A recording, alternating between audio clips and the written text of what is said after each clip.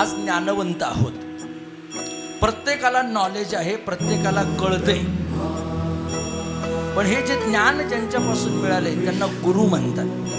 काय म्हणतात? गुरु. जे अज्ञानापासून ज्ञानाकडे नेतात ते गुरु असतात. तमसोमा ज्योतिर्गमय. मुलाचा सगळ्यात पहिला गुरु जर या जगामध्ये कोण असेल तर त्याची जन्मदात्री आई असते.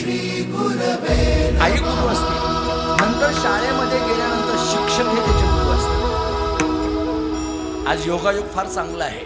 गुरु माझा.